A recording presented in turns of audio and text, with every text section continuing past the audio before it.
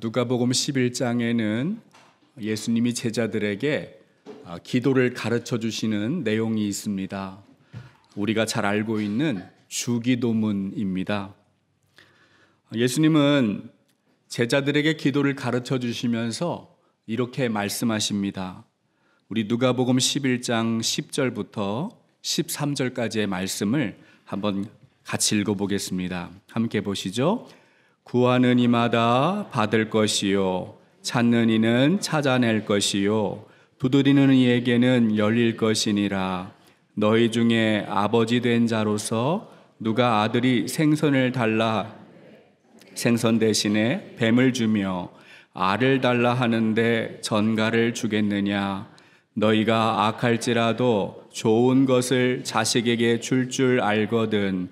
하물며 너희 하늘 아버지께서 구하는 자에게 성령을 주시지 않겠느냐 하시니라. 아멘. 여러분, 예수님의 이 말씀에 따르면 하늘에 계시는 우리 아버지는 좋은 것을 주시는 분입니다. 아버지가 아들에게 가장 좋은 것을 주고 싶은 것처럼 우리의 기도를 들어주시는 하나님 아버지도 우리에게 가장 좋은 것을 주시고 싶어 하십니다. 그런데 문제는 무엇이 좋은 것인지, 무엇이 유익한 것인지 분별하지 못하는 데 있습니다. 어떤 것이 좋고 유익한 것인지 분별하지 못하면 나쁘고 해로운 것을 잘못 구할 수도 있습니다. 예를 들어 아들이 아버지에게 건강에 좋고 유익한 생선을 달라고 하면 아버지는 당연히 생선을 줄 것입니다. 그런데 아들이 아버지에게 위험한 전갈을 달라고 하면 아버지는 그것을 줄 수 없습니다. 아버지는 단호하게 거절해야 합니다. 아들이 유익하지 않은 위험하고 해로운 것을 잘못 구했기 때문이에요. 따라서 사도 야고보가 말씀합니다. 야고보서 4장 3절의 말씀 함께 읽겠습니다. 구하여도 받지 못함은 정욕으로 쓰려고 잘못 구하기 때문이라. 여러분, 우리는 아무 것이나 구하고 아무 것이나 찾고 아무거나 다 두드리는 것이 아니에요. 정욕으로 쓰려고 잘못 구하면 안 되는 것입니다. 하나님 아버지가 기뻐하시는 것, 하나님이 우리에게 정말 주시고 싶어하는 그것을 구하는 여러분 되시기를 바랍니다. 성경을 보면 어떤 사람이 예수님에게 찾아왔습니다. 그리고 부탁합니다. 예수님이 자기 형에게 말씀하셔서 아버지의 유산을 나누어 달라라는 것입니다. 아마도 이 형은 동생의 몫을 나누어 주지 않고 그 재산을 독차지한 것처럼 보입니다. 동생은 자기의 억울함을 예수님에게 호소하고 있습니다. 여러분, 예수님에게 재산 상속 문제를 해결해 달라는 것은 옳은 것일까요? 특별히 이 동생은 예수님을 선생님 이렇게 부르고 있습니다. 선생님은 유대교의 랍비를 말합니다. 랍비는 당시 사회에서 존경받는 분이었어요. 사람들이 갈등을 일으키고 분쟁이 있을 때마다 랍비가 문제를 지혜롭게 해결했습니다. 더구나 이 동생의 요구는 정당해 보입니다. 다른 사람의 것을 빼앗겠다는 것이 아닙니다. 아버지의 유산을 법에 따라서 형과 제대로 나누겠다는 것입니다. 이것은 동생의 권리입니다. 그런데 예수님은 동생에게 말씀하십니다. 누가복음 12장 14절 15절 말씀을 함께 읽겠습니다. 이르시되 이 사람아, 누가 나를 너희의 재판장이나 물건 나누는 자로 세웠느냐 하시고 그들에게 이르시되 삼가 모든 탐심을 물리치라. 사람의 생명이 그 소유에 넉넉한 데 있지 아니하니라 하시고. 예수님은 동생의 요구를 단호하게 거절하셨습니다. 예수님이 거절하시는 이유가 무엇입니까? 예수님이 곧이어 말씀하셨습니다. 모든 탐심을 물리쳐라. 동생의 요구는 정당해 보였습니다. 그러나 그 속에 뭐가 있다는 거예요? 탐심이 있다는 것입니다. 사람의 마음을 통찰하시는 예수님이 그것을 꿰뚫어 보셨습니다. 여러분, 우리가 하나님 앞에 구하고 찾고 두드리며 기도하는 그런 기도가 내가 볼 때는 정당해 보이고 내가 볼 때는 나에게 유익한 것처럼 보일 수도 있습니다. 그러나 혹시 그 기도의 내용이 탐심으로 구하고 있는 것은 아닌가? 정욕으로 쓰려고 잘못 구하고 있는 것은 아닌가? 스스로 살펴봐야 할 것입니다. 마태복음 4장에는 예수님이 광야에서 마귀에게 시험을 받는 장면이 있습니다. 마귀가 40일 동안 금식하신 예수님을 유혹합니다. 마귀가 시험하는 내용이 무엇입니까? 지금 당장의 배고픔을 해결할 수 있도록 빵을 만들어 달라는 것입니다.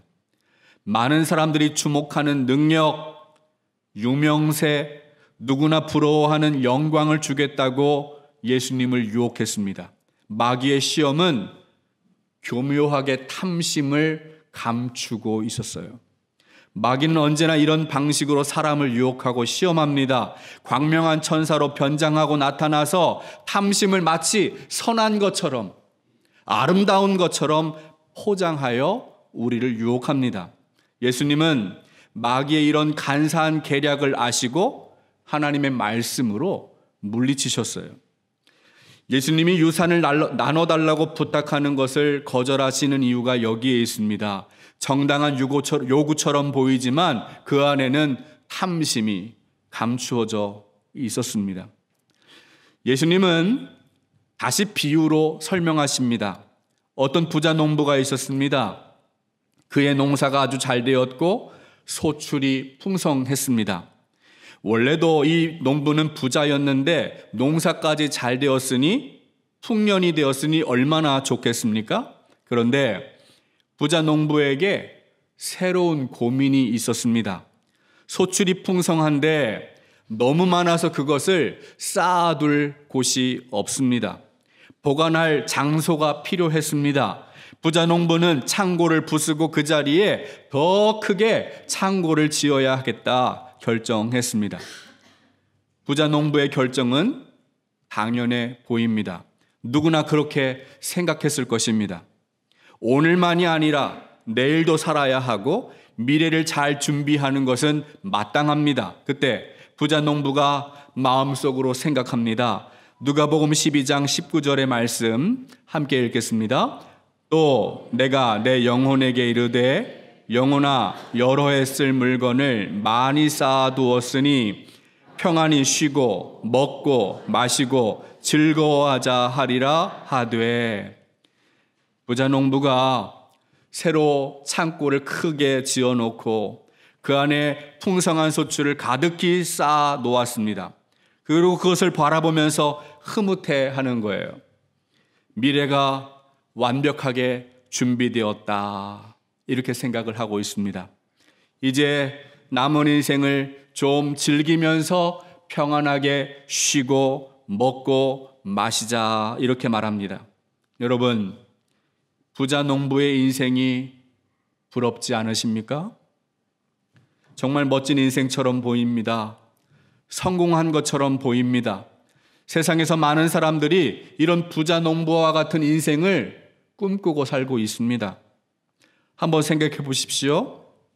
인생에서 성공한 사람은 이 지금의 현실에 만족할 줄 모릅니다.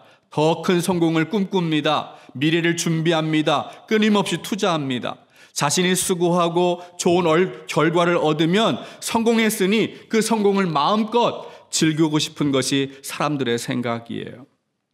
또한 부자 농부가 남의 것을 도둑질한 것이 아니지 않습니까? 누군가의 노동력을 착취한 것도 아닙니다. 정당하게 합법적으로 얻은 소득입니다. 도덕적인 문제가 전혀 없습니다. 그런데 하나님은 부자 농부에게 말씀합니다. 누가복음 12장 20절 21절 함께 말씀을 읽겠습니다. 하나님은 이르시되 어리석은 자여 오늘 밤에 내 영혼을 도로 찾으리니 그러면 내 준비한 것이 누구의 것이 되겠느냐 하셨으니 자기를 위하여 재물을 쌓아두고 하나님께 대하여 부요하지 못한 자가 이와 같으니라. 아멘. 어떤 사람은 하나님께서 오늘 밤에 영혼을 부르시겠다, 영혼을 찾아가시겠다라는 이 말씀을 오해합니다. 죽음에 대한 공포심을 자극하는 협박이라고 생각합니다. 온전한 11조를 하지 않으면 하나님이 재물을 다 가져가신다라고 가르치는 사람도 있습니다. 주일 성수를 하지 않으면 무슨 사고를 당한다고 설교하는 사람도 있습니다. 그러나 여러분, 이런 방식은 진정한 기독교가 아니에요. 신앙의 왜곡입니다. 공포심을 자극하고 강요하는 충성이나 봉사는 무슨 의미가 있습니까? 우리가 하나님을 사랑하기 때문에 예배하고 하나님을 사랑하기 때문에 모이는 거예요. 여러분, 이런 공포심을 자극하는 이런 짓은 무당 같은 귀신에 사로잡힌 사람들이 하는 방법입니다. 여러분, 하나님은 우리가 믿음을 통해서 하나님의 풍성한 생명에 참여하기를 바라십니다. 하나님은 생명의 주인입니다. 생명의 주인이신 하나님을 바르게 알고 하나님을 더 가까이 하면 할수록 우리의 생명은 더 풍요롭게 될 수 있습니다.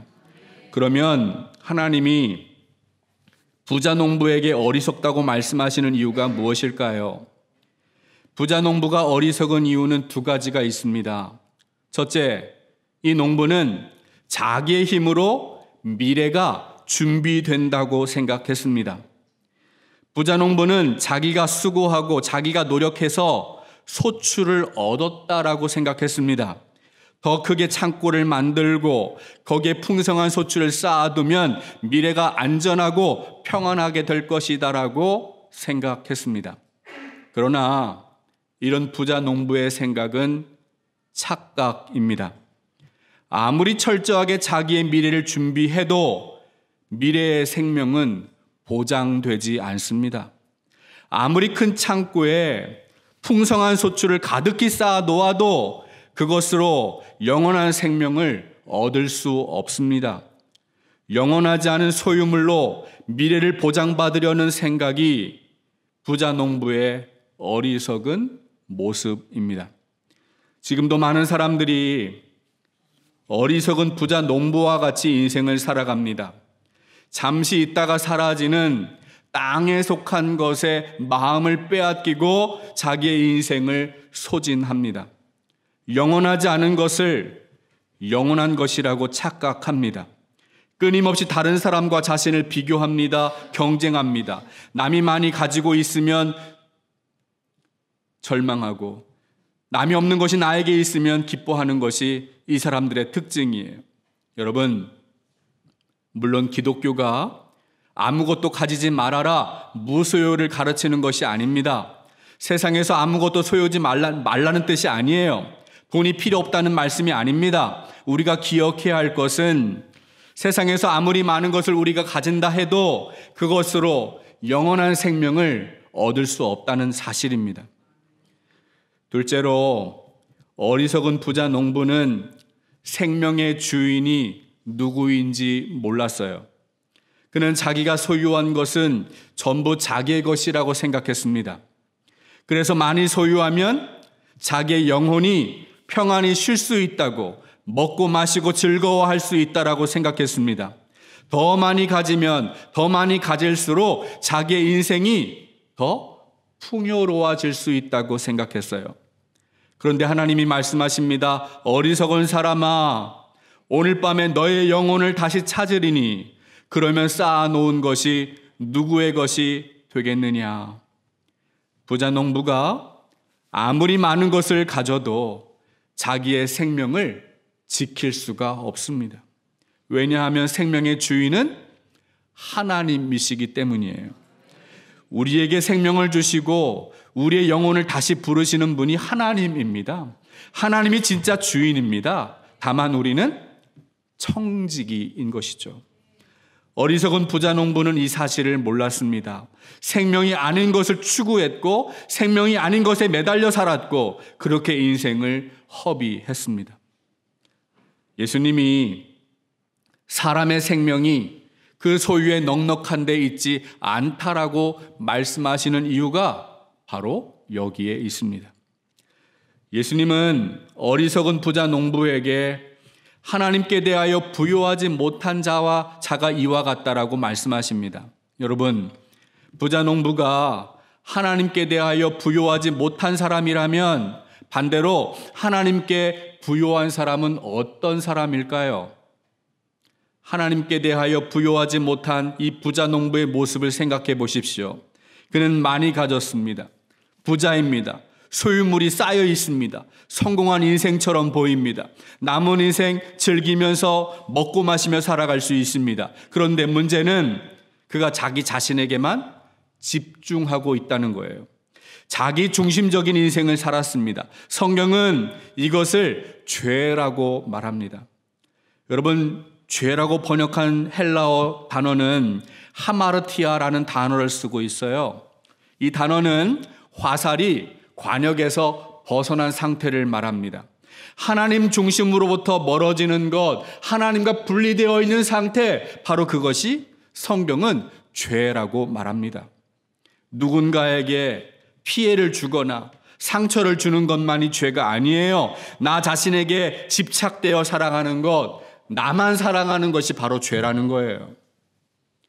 죄는 하나님과의 관계를 단절시킵니다. 하나님의 생명으로부터 나를 멀어지게 만듭니다. 이것이 하나님께 대하여 부요하지 못한 사람의 모습이에요. 반대로 하나님께 대하여 부요한 사람은 어떤 사람입니까? 자기중심적인 삶에서 벗어난 사람을 말하는 거예요. 예수님이 세상에 오신 이유가 바로 여기에 있습니다. 예수님이 죄 때문에 나 중심으로 내가 왕이 되어서 자기중심적으로 살아왔던 우리를 구원해 주셨어요. 하나님과 원수였던 우리의 죄를 용서하시고 하나님과의 관계를 회복시켜 주신 분, 그분이 예수 그리스도입니다. 에베소서 2장 13절부터 16절까지의 말씀을 한번 같이 읽겠습니다. 함께 보시죠. 이제는 전에 멀리 있던 너희가 그리스도 예수 안에서 그리스도의 피로 가까워졌느니라. 그는 우리의 화평이신지라. 둘로 하나를 만드사 원수된 것 곧 중간에 막힌 담을 자기 육체로 허시고 법조문으로 된 계명의 율법을 폐하셨으니 이는 이 둘로 자기 안에서 한 새 사람을 지어 화평하게 하시고 또 십자가로 이 둘을 한 몸으로 하나님과 화목하게 하려 하심이라. 원수된 것을 십자가로 소멸하시고. 아멘. 예수님이 죄 때문에 가로막힌 모든 장벽을 자기 육체로 허무시고 십자가의 죽음으로 무너뜨리셨어요. 우리는 그리스도의 피로 말미암아 하나님과 가까워졌습니다. 하나님과 화목하고 하나님과 깨어졌던 그 관계를 예수님이 회복시켜 주셨어요. 예수님을 믿고 하나님과의 관계를 회복한 사람은 나 중심에 자기가 왕 되는 삶이 아니라 거기에서 벗어나서 하나님이 왕이 되시는 하나님 중심이 되는 삶을 살아가게 된다는 거예요. 하나님의 풍성함을 알아가고 하나님께 날마다 더 가까이 나아갈 수 있어요. 생명의 주인이신 하나님을 인정하고 허락해 주신 물질을 바르게 사용하는 청지기로 살아갈 수 있습니다. 땅에 속한 것에 마음을 빼앗기고 생각을 빼앗기는 인생이 아니라 하늘에 있는 영원한 소망을 바라볼 수 있게 되는 것입니다. 여러분, 이런 사람이 하나님께 대하여 부요한 사람이에요. 사랑하는 여러분, 오늘 성경에서 아버지의 재산을 나눠달라고 부탁하는 동생이나 더 크게 창고를 만들고 거기에 쌓아두고 편안히 쉬려고 했던 이 부자 농부가 어리석은 이유가 무엇입니까? 마음속에 탐심이 자리 잡고 있기 때문입니다. 돈이 최고이고 돈으로 모든 것을 할 수 있다고 말하는 이 물질 만능주의 시대에서 마귀는 탐심을 이용해서 우리를 시험하고 우리를 유혹하고 하나님과 멀어지게 만들고 있습니다. 마귀의 유일한 목적이 무엇입니까? 하나님과의 관계를 파괴하고 단절시키는 데 있어요. 이런 마귀의 유혹을 물리치고 생명의 주인이신 하나님께 날마다 더 가까이 나아가는 여러분 되시기를 바랍니다. 예수 그리스도 안에서 하나님이 주시는 영혼의 자유와 기쁨을 만끽하고 하나님에 대하여 부요한 인생을 살아가는 여러분 되시기를 주님의 이름으로 축복합니다. 하나님 아버지, 우리에게 영원한 생명을 약속하시는 주님을 찬송합니다. 우리가 주인으로 삼았던 모든 것을 내려놓고 오직 주님만 사랑하고 주님만 섬기는 인생이 될 수 있도록 은혜를 베풀어 주옵소서. 생명과 소유물을 같은 것이라고 착각하지 않도록 마음과 생각을 지켜주시고 풍성한 생명을 주시는 하나님께 날마다 더 가까이 나아갈 수 있도록 인도하여 주옵소서. 이제는 우리 주 예수 그리스도의 크신 은혜와 하나님의 놀라우신 사랑과 성령의 감화 감동 역사하심이 생명의 주인이신 하나님을 바르게 알고 하나님께 대하여 부요한 자로 살아가기로 다짐하고 결단하는 우리 중앙의 모든 가족들 머리 위에 지금부터 영원토록 함께하여 주시기를 간절히 축원하옵나이다. 아멘.